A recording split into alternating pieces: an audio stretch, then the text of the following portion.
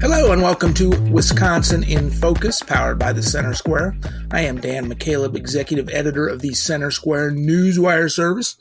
Joining me today is Benjamin Yount, the Center Square's Wisconsin correspondent. How are you, Ben? I am nervously awaiting to see just how bad my Chicago football Bears will be this week without their quarterback. That we were bad with him, and we have the potential to be even worse without him. But, woe is me, such is the lot of being a Chicago Bears fan. Well, it's at about this point in the season every year anyway, Ben, when the Bears Super Bowl is where are they going to get to draft in next year's NFL draft, right? Hey, fingers crossed we could draft another bust next year. You always can do that. Ben, we're recording this on Thursday, October 18th. Republicans in the state legislature are at odds with Democratic Governor Tony Evers about how to open up more daycare slots and make daycare more affordable to parents across the state. What are their different approaches, and is there some middle ground there, or what do you think? Knowing the legislature and knowing our governor as we do, there's very little middle ground on anything. That this is divided government, and some of this is sort of the good government civics lesson of compromise. You know, our system of government is based on compromise. You have to compromise between the assembly and the Senate, and then you have to compromise between the legislature and the governor. You have to compromise between Republicans and Democrats.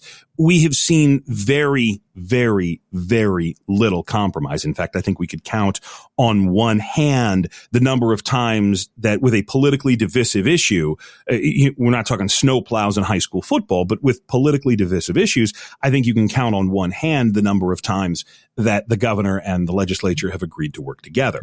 The differing approaches come down to this. Wisconsin's governor wants to spend more money on childcare. He wants to send more money to childcare providers.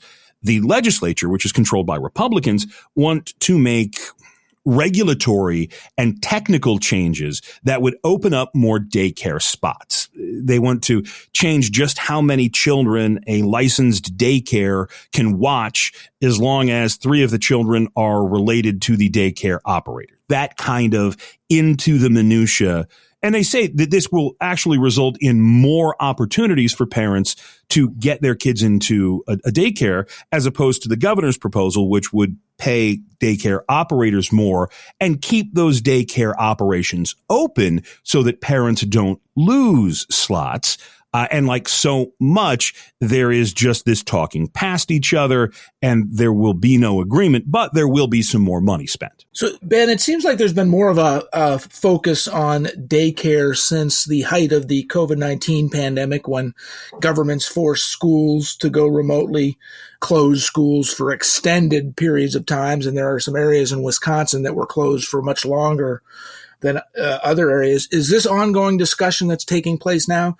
Is it a continuation of what happened during COVID, or has this been going on for much longer? Well, this has been going on in some regards for longer because, again, we have in America a frontline care crisis. If anybody who has aging parents or children with disabilities or young children know this, it's really hard to pay someone to wipe butts. It's not a glamorous job. It's not a job that most people graduate high school and say, I really want to go into direct care.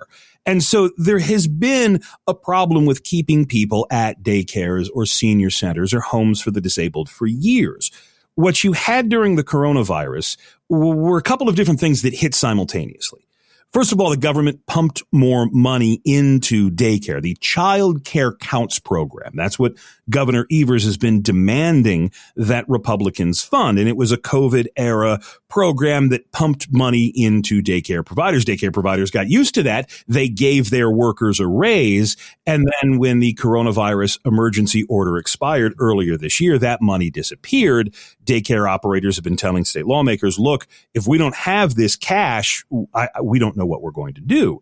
The other thing that happened during coronavirus is you had a lot of people just simply say, I'm not going to work. I'm not going to do this. whether it was a vaccine requirement or a mask requirement or just the reality of when you pay people not to work, people don't work. But you had a great reset or the great resignation or the great dropout or whatever term you want to use. And so again, all of these jobs where you have to clean up, whether it be after toddlers or older folks or people with disabilities, a lot of those folks just said, you know what? Thanks, no thanks, I'm done. The other thing that we saw after coronavirus is that in order to get people to go back to work, you can now get $20 an hour working at a quick trip gas station. And well, it's a lot easier to sell drinks and smokes and make sure that nobody's driving off with the gas than it is to work in direct care. And so you have this swirling mix of 5 or 6 different things. But yes, this is tied to the coronavirus, most acutely through this COVID era program that expired, that Republicans said, hey, look, this is why you don't accept government money, because when the benefits run out, there's a benefit cliff. The governor wants to keep this going forever. And in fact, earlier in the week, he ordered to use some unspent COVID money to keep the child care counts program up and running for another year. Republicans say you're just stalling the inevitable of when that money runs out because the state's not going to pick this up and pay more and more and more and more and more and more and more. Right. And of course, this is a bit of a revolving door of a problem, because if parents don't have affordable daycare to send their children to, they both can't work in 2-parent households. If you just have, a single parent household with, let's just say, a mom, she can't send her kids to affordable daycare. That makes her working problematic. So this is something, it seems like, that the Governor Evers and the Republicans in the legislature should get together on and figure something out. Last word, Ben. This is exactly tied to Wisconsin's workforce problem. And again, remember, there are a couple of 100,000 open jobs in this state. We have more jobs than we have people who can fill them. And this is where it gets into some of the interesting minutia.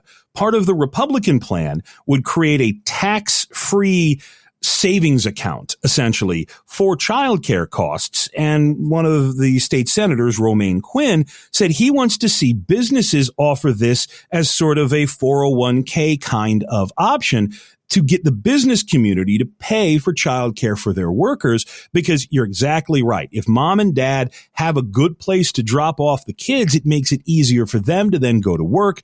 And Wisconsin needs more people to go to work because we have unfilled jobs in almost every single sector. So childcare is a workforce issue, which makes this then even more difficult to find that middle ground, because in addition to having opposite views on childcare, Democrats and Republicans at the Capitol have opposite views on solving the state's workforce development needs. Ben, thank you again for your insight, but that's all the time we have. Listeners can keep up with this story and more at thecentersquare.com. For Ben Yount, I'm Dan McCaleb. Please subscribe, and thank you for listening.